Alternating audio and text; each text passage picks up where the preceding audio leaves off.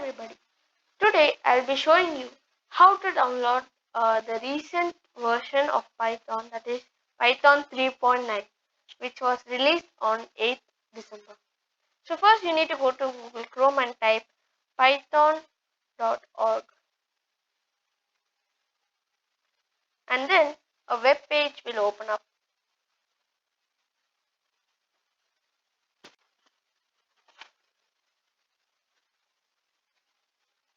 Then you need to search the download option and just hover your mouse on it. Then you will by default you will see that this is available for the Windows operating system. If you have the Windows operating system, then you can press this button and it will download, and you can open the file and install to complete the install, and click install to complete the installation.